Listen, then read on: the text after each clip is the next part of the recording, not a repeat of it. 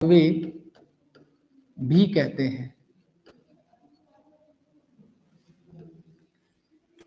देखिए ग्लाइकोलिसिस का Greek meaning होता है बेटा, ग्लाइकॉन मतलब होता है शुगर, और लाइसिस का मतलब होता है बेटा स्प्लिटिंग। तो वो प्रोसेस जिसमें ग्लूकोज को स्प्लिट करके जो है छोटे पार्शियली ऑक्सीडाइज किया जाए और पायरुवेट बना दिए जाए, उस प्रोसेस को हम ग्लाइकोलिसिस कहते हैं। मैंने क्या कहा कि अगर हम पार्शियल ऑक्सीडेशन करते हैं ग्लूकोज का और पार्शियल ऑक्सीडेशन करके हम इस 6 कार्बन के ग्लूकोज को, एक ग्लूकोज को 2 मॉलिक्यूल के पायरुवेट बना दें जो कि 3-3 कार्बन के हों, तो उसे हम लोग कहते हैं ग्लाइकोलिसिस। और इसे दूसरा नाम दिया गया है बेटा ईएमपी पाथवे। ईएमपी पाथवे का मतलब होता है, 3 रिसर्चर्स थे जिन्होंने इस प्रोसेस को दिया था। एक का नाम था बेटा एम्डन, दूसरे थे मेयरहॉफ और तीसरे थे पार्नस। इन तीनों लोगों ने मिलके इस प्रोसेस को डिस्कवर किया था, इसलिए इसे ईएमपी पाथवे कहा जाता है। ये प्रोसेस टोटली परफॉर्म होता है बेटा साइटोप्लाज्म के अंदर। ये पूरा प्रोसेस कहाँ पे होगा? ये पूरा प्रोसेस होता है साइटोप्लाज्म के अंदर। ठीक है जी, ये पूरा प्रोसेस हमारा साइटोप्लाज्म के अंदर होता है। अब यहाँ पे क्या होगा, ध्यान से समझिएगा मेरी बात। यहाँ पे क्या होगा, यहाँ पे ग्लूकोज को ऑक्सीडाइज करना है या पार्शियली ऑक्सीडाइज करना है। तो ये सब कैसे किया जाएगा? तो ये सब बेटा ऑक्सीजन की एब्सेंस में होगा। ये सब ऑक्सीजन की एब्सेंस में होगा। और एक बात ये याद रखना कि ये ग्लाइकोलिसिस जो होता है ये एक कॉमन पाथवे होता है। ये एक कॉमन पाथवे होता है। इसमें आपके चाहे एरोबिक ऑर्गेनिज्म हो चाहे एनएरोबिक ऑर्गेनिज्म हो, दोनों के अंदर ही ग्लाइकोलिसिस सबसे पहला स्टेप होने वाला है। दोनों के अंदर ही ग्लाइकोलिसिस सबसे पहला स्टेप होने वाला है। ठीक है जी। और अब बात यह है कि प्लांट्स में ग्लाइकोलिसिस करने के लिए चाहिए ग्लूकोज, वो कहां से आए? तो ध्यान से सुनना, यहां पे क्या होता है, प्लांट्स के पास में जो फोटोसिंथेटिक प्रोडक्ट है वो ज्यादातर सुक्रोज की फॉर्म में स्टोर्ड होता है। तो इस सुक्रोज मॉलिक्यूल को सबसे पहले एक एंजाइम होता है जिसका नाम है बेटा इनवर्टेज। इनवर्टेज एंजाइम इस सुक्रोज को 2 मॉलिक्यूल में ब्रेक डाउन कर देता है, जिसे हम लोग ग्लूकोज और फ्रक्टोज कहते हैं बेटा, जिसे हम लोग ग्लूकोज और फ्रक्टोज कह देते हैं। ये दोनों ही मॉलिक्यूल 6-6 कार्बन के होते हैं और ये दोनों ही एंटर कर सकते हैं ग्लाइकोलिसिस पाथवे में। ग्लूकोज डायरेक्टली एंटर कर जाता है, फ्रक्टोज बेटा हमारा तीसरे स्टेप से एंटर हो जाता है। कैसे हो जाएगा अभी मैं आपको बताऊंगा। तो this glucose molecule now can enter in the glycolysis process.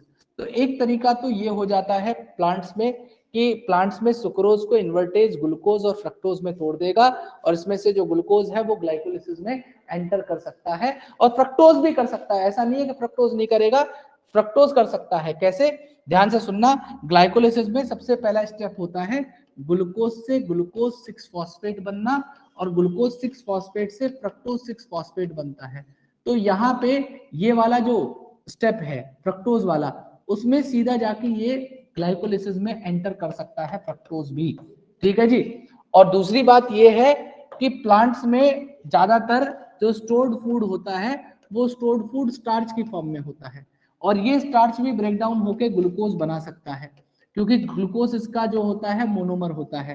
तो ये ग्लूकोज ग्लाइकोलिसिस में एंटर कर जाएगा और ग्लाइकोलिसिस में इस ग्लूकोज को फर्दर ब्रेक डाउन कर दिया जाता है।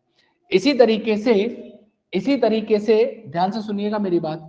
अगर मैं एनिमल्स की बात करता हूं तो एनिमल्स के अंदर जो स्टोर्ड फूड होता है वो स्टोर्ड फूड होता है किसकी फॉर्म में बेटा, जो है ग्लाइकोजन की फॉर्म में।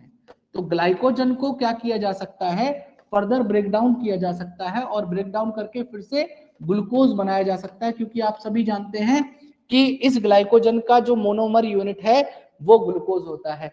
तो एनिमल्स में भी ग्लूकोज एंटर कर सकता है किसके अंदर, इस ग्लाइकोलिसिस प्रोसेस में। तो सभी के अंदर ग्लाइकोलिसिस सबसे पहला स्टेप होने वाला है, चाहे प्लांट हो, एनिमल हो, चाहे कोई एनाएरोबिक रेस्पिरेशन को करने वाला ऑर्गेनिज्म हो। और ध्यान रखना ये जो प्रोसेस है ये टोटली ऑक्सीजन इंडिपेंडेंट है, इसको करने में किसी भी ऑक्सीजन की रिक्वायरमेंट नहीं होती। ठीक है, तो ये तो रही बात इसकी बेटा। अब अगली बात ये है कि ये कितने स्टेप्स का होता है। तो बेटा यहाँ पे टोटल हमारे 10 स्टेप होते हैं, ये एक 10 स्टेप का प्रोसेस है और इसको मैं 2 फेजेस में बांट दे रहा हूं। शुरुआत में क्या होता है, शुरुआत में इसके अंदर सबसे पहला जो फेज होता है उसे हम लोग कहते हैं आपका एनर्जी कंज्यूमिंग फेज, मतलब वहां पे एनर्जी को बनाया नहीं जाएगा। एनर्जी कंज्यूमिंग फेज में क्या किया करा जाएगा बेटा, एनर्जी को बनाया नहीं जाएगा, एनर्जी को उल्टा कंज्यूम किया जाता है और इसी फेज को हम लोग ग्लूकोज एक्टिवेशन फेज कह देते हैं। इसी फेज को हम लोग क्या नाम देते हैं, ग्लूकोज एक्टिवेशन फेज कह देते हैं। और सिमिलरली यहाँ पे दूसरा जो फेज होता है इसका, उसे हम लोग कहते हैं बेटा पे ऑफ फेज या एनर्जी प्रोड्यूसिंग फेज। ठीक है, जिसमें एनर्जी को बनाया जाएगा। ठीक है, और या मैं लिख दे रहा हूं एनर्जी प्रोड्यूसिंग फेज, पे ऑफ फेज या एनर्जी प्रोड्यूसिंग फेज। अब कैसे होगा, एक एक करके आप मेरी बात ध्यान से सुनते चले जाना कैसे ये होगा। अब मैं एक एक स्टेप को बताने जा रहा हूं, एंजाइम्स के नाम भी बताऊंगा, क्या होगा सब बताऊंगा, एक एक करके ध्यान से सुनना। देखिए सबसे पहला यहां पे काम क्या होगा बेटा, सबसे पहले ग्लूकोज जो कि 6 कार्बन की एक शुगर है। ठीक है, एक मॉलिक्यूल है ग्लूकोज का जो कि 6 कार्बन का है। इसके ऊपर सबसे पहले एक एंजाइम आएगा जिसका नाम होता है हेक्सोकाइनेज। हेक्सोकाइनेज, ठीक है, ये एंजाइम क्या करेगा, ये एटीपी को हाइड्रोलाइज करवा देगा, ये एटीपी को हाइड्रोलाइज करवा देगा और उससे एडीपी और इनऑर्गेनिक फॉस्फेट जो निकलता, उस फॉस्फेट को एडीपी, जब एटीपी को कन्वर्ट किया एडीपी और इनऑर्गेनिक फॉस्फेट में, तो ये जो इनऑर्गेनिक फॉस्फेट यहां पे बनता, ध्यान से सुनना मेरी बात, इस इनऑर्गेनिक फॉस्फेट या फॉस्फेट को ये इस ग्लूकोज के, ये उस ग्लूकोज के 6 कार्बन पे, ये 6 कार्बन का मॉलिक्यूल है ना भाई, तो 1 2 3 4 5 6, इसके 6 कार्बन पे इस फॉस्फेट को ट्रांसफर कर देगा या उसका फॉस्फोराइलेशन कर देगा। और यहाँ पे ये ग्लूकोज जो 6 कार्बन का था अब ये कहलाएगा ग्लूकोज 6 फॉस्फेट। तो यहाँ पे क्या किया गया, यहाँ पे बना दिया गया पहले स्टेप में ग्लूकोज को ग्लूकोज 6 फॉस्फेट बेटा, ग्लूकोज को बना दिया गया ग्लूकोज 6 फॉस्फेट। ठीक है जी, अब ग्लूकोज 6 फॉस्फेट क्या करता है, इसका अब आइसोमराइजेशन करके फ्रक्टोज बना दिया जाएगा। ठीक है, और यहाँ पे एक एंजाइम इन्वॉल्व होगा जिसे हम लोग कहते हैं फॉस्फोग्लूको आइसोमरेज, फॉस्फोग्लूको आइसोमरेज। और ये फॉस्फोग्लूको आइसोमरेज क्या करता है, ये बेटा इस ग्लूकोज 6 फॉस्फेट को कन्वर्ट कर देता है फ्रक्टोज 6 फॉस्फेट में, मतलब इस ग्लूकोज के आइसोमर को बना दे देता है जिसे हम लोग फ्रक्टोज 6 फॉस्फेट कहते हैं। अब यहां पे क्या किया गया, इस फॉस्फोग्लूको आइसोमरेज ने इसको आइसोमर बना दिया। ठीक है, ग्लूकोज का फ्रक्टोज आइसोमर होता है, दोनों ही 6 कार्बन के मॉलिक्यूल हैं। ठीक है, ये भी 6 कार्बन था, ये भी 6 कार्बन है और ये भी 6 कार्बन है। अब ये सारे मॉलिक्यूल एक एक है बेटा, ये सारे मॉलिक्यूल एक एक है। ठीक है, अब यहाँ पे क्या होगा, इस फ्रक्टोज 6 फॉस्फेट को अब एक एंजाइम इसके ऊपर एक्ट करेगा जिसका नाम होता है फॉस्फो फ्रक्टोकाइनेज, फॉस्फोफ्रक्टोकाइनेज। तो याद रखना जहां जहां पे भी काइनेज नाम आएगा या तो वहां पे एटीपी टूटेगी या एटीपी बनेगी। ध्यान रखना आप, मैं क्या कह रहा हूं, जहां जहां पे भी काइनेज नाम आने वाला है वहां वहां पे या तो एटीपी बनेगी या एटीपी टूटेगी। लेकिन यहाँ पे एटीपी बन नहीं रही है, अभी एटीपी टूटेगी, क्योंकि मैंने बताया था दो फेजेस होते हैं, पहले वाले में कोई एनर्जी नहीं बनती है, एनर्जी वहां पे उल्टा कंज्यूम कर ली जाएगी। तो यहाँ पे क्या होगा, फिर से एटीपी को तोड़ दिया जाएगा और फिर से एडीपी और इनऑर्गेनिक फॉस्फेट निकलेगा, लेकिन उस फॉस्फेट को फिर से इस फ्रक्टोज को फॉस्फोराइलेट करने में हेल्प कर दिया जाएगा। कहने का मतलब ये था कि इसके जैसे फ्रक्टोज के 6 कार्बन थे ना, तो उसमें छठे पे लगा हुआ था, अब इसके पहले कार्बन पे भी इसको लगा दिया गया फॉस्फेट को, जो एटीपी से टूट के निकल के आया।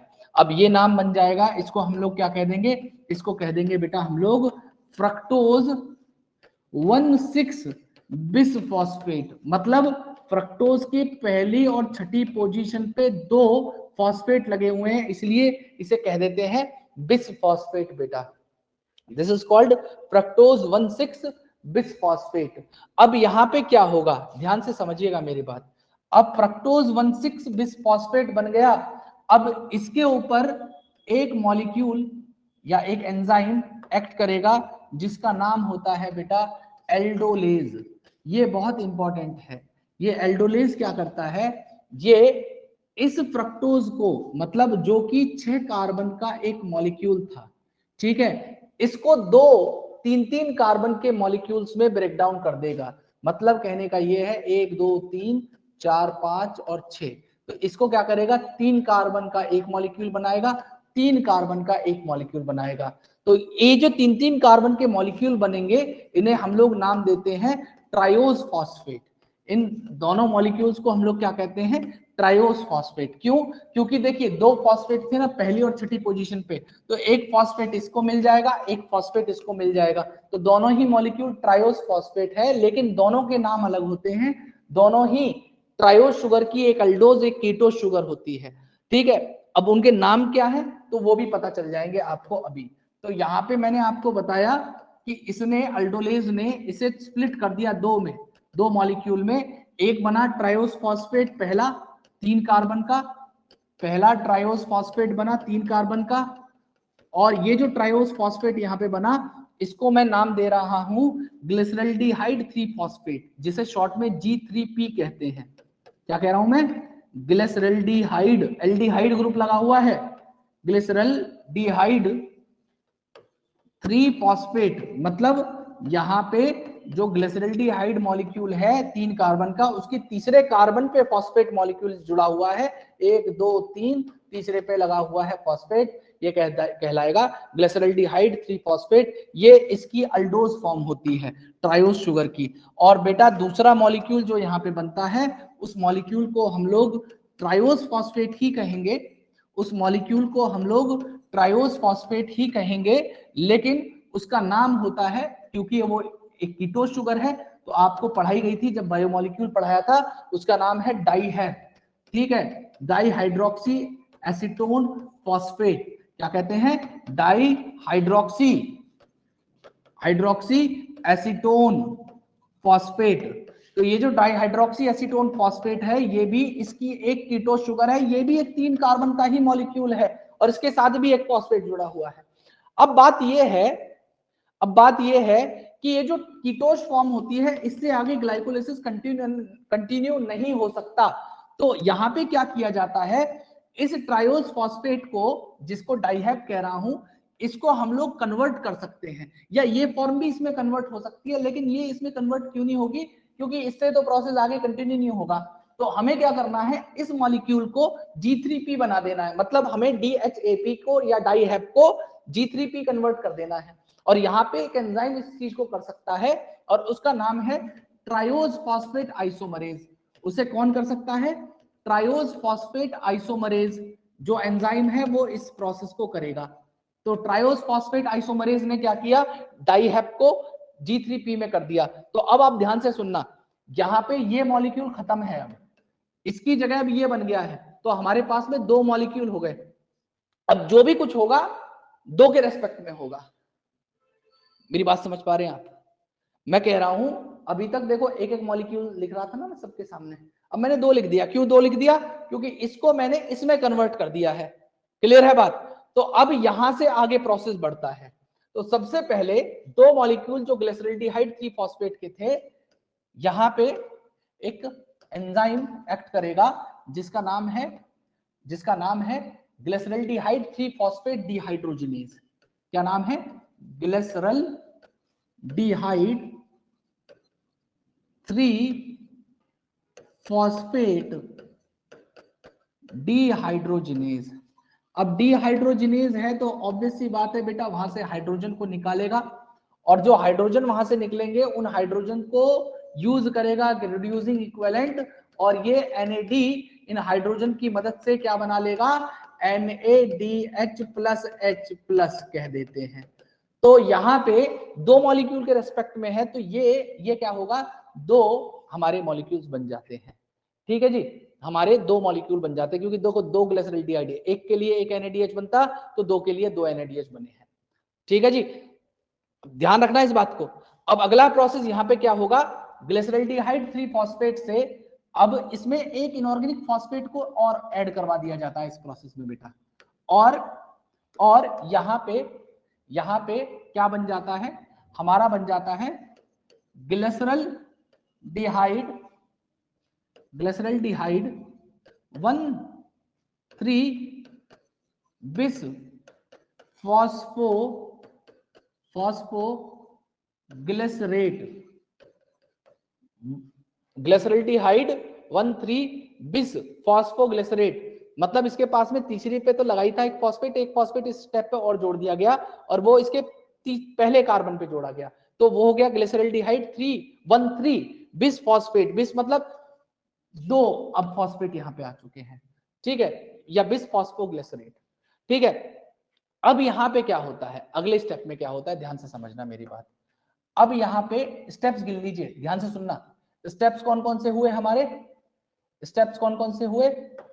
ये सबसे पहला स्टेप था, या मैं एक दूसरा बिल्कुल एक इंडिविजुअल कलर ले रहा हूं जो अब तक यूज नहीं किया है। ये पहला स्टेप है, ये दूसरा स्टेप है, ये तीसरा स्टेप है ना? ये चौथा स्टेप है, ये पांचवा स्टेप है, ये छठा स्टेप है जी। अब क्या होगा? ये ग्लिसरॉल्डिहाइड 3 फॉस्फेट या बिस फॉस्फोग्लिसरेट में से एक फॉस्फेट को निकाल लिया जाएगा। अब कहोगे कि उस फॉस्फेट को निकाल के क्या किया जाएगा?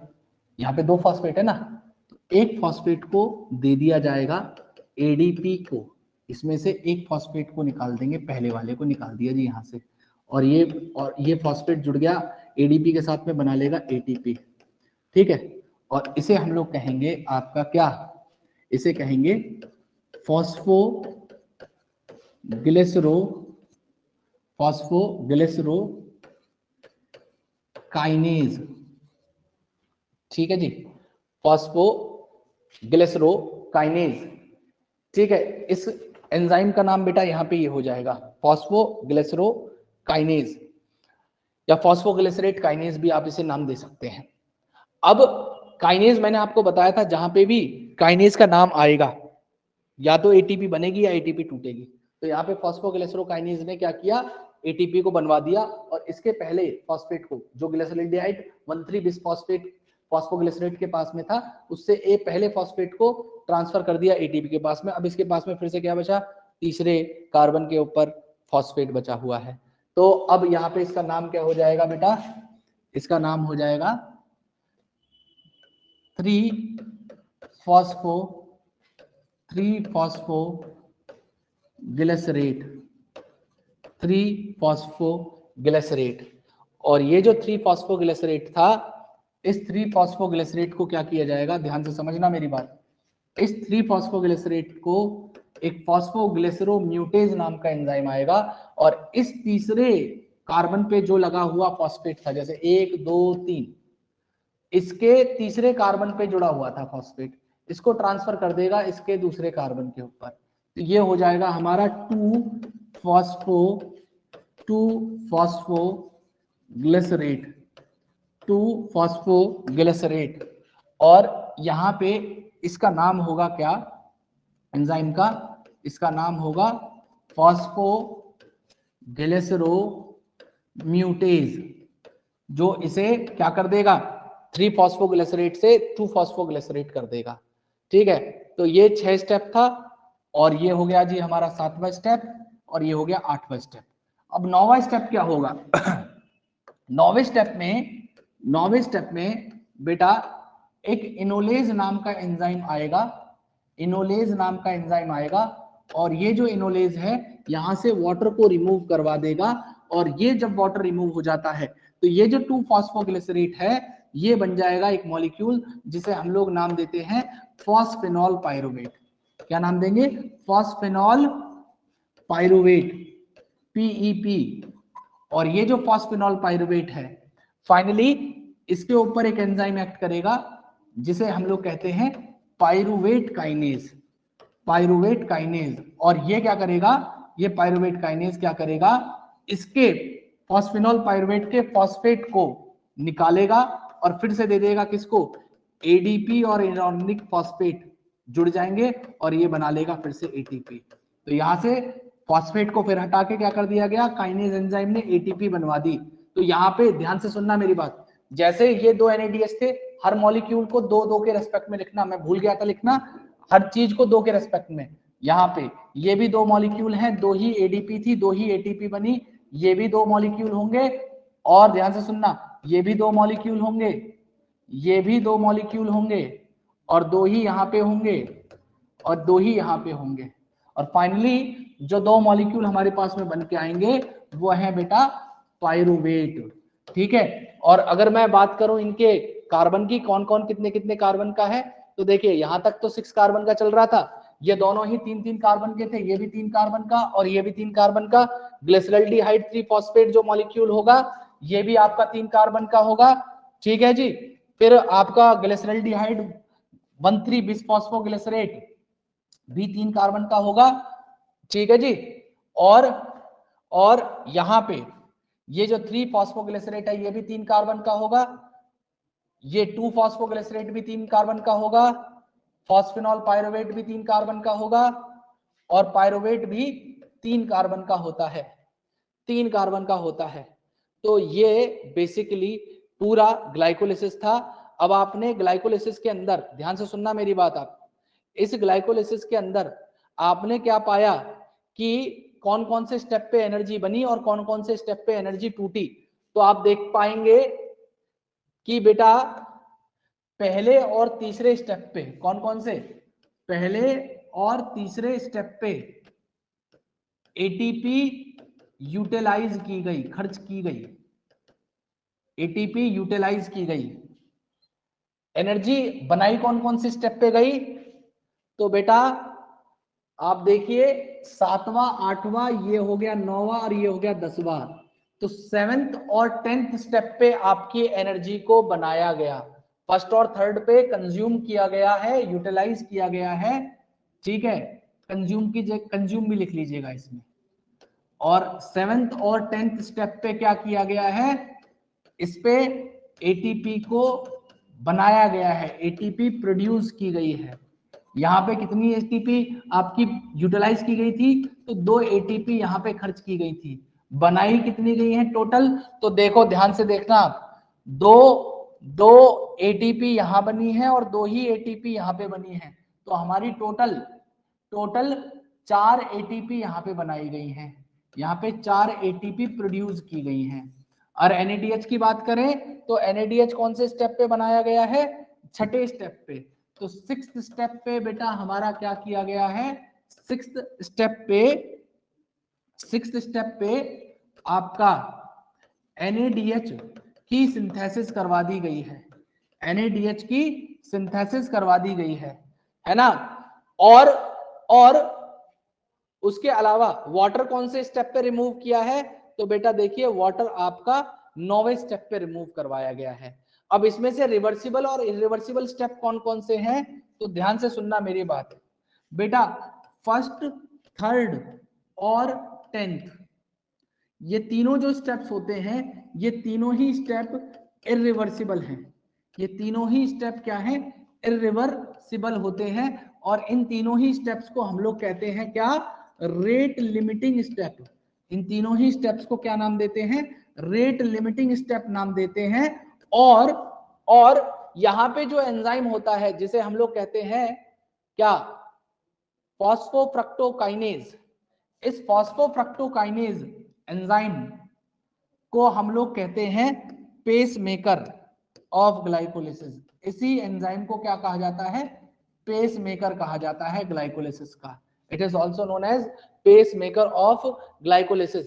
अब यहाँ पे ग्लूकोज एक्टिवेशन फेज कौन सा था, और बेटा आपका एनर्जी प्रोड्यूसिंग फेज कौन कौन सा था, तो वो भी जान लीजिए आप। देखिए ध्यान से सुनना मेरी बात आप। बेटा ग्लूकोज से चालू हुआ था ना, यहां तक, ग्लूकोज से यहां तक आपका पहला फेज था, जिसे हम लोग पे आपका कह रहे थे एनर्जी कंज्यूमिंग फेज, जिसे हम नाम दे रहे थे एनर्जी कंज्यूमिंग फेज। क्यों, क्योंकि यहाँ पे एनर्जी को कंज्यूम ही किया गया, एनर्जी बनाई नहीं गई। देखो पहले और तीसरे स्टेप पे एनर्जी को कंज्यूम कर लिया गया, बनाई नहीं गई। और उसके अलावा इसके नीचे से जितने भी स्टेप्स आएंगे बेटा, ठीक है, इस स्टेप के बाद में ये ट्राइस फॉस्फेट बनने के बाद में जितने भी स्टेप्स आएंगे वो सारे के सारे स्टेप्स हमारे हो जाएंगे क्या, एनर्जी प्रोड्यूसिंग फेज। क्या कहेंगे इन्हें, एनर्जी प्रोड्यूसिंग फेज, या इसी को नाम देते हैं हम लोग पे ऑफ फेज।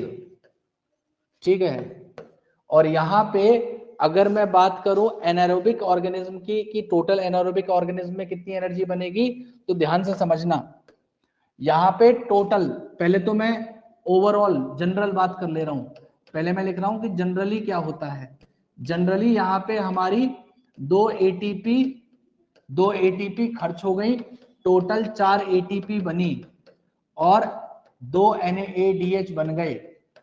तो 4 में से 2 खर्च हो गई, तो हमारे पास में जो नेट गेन बचता है, वो नेट गेन बचता है 2 एटीपी का बेटा, 2 एटीपी का और 2 NADH का।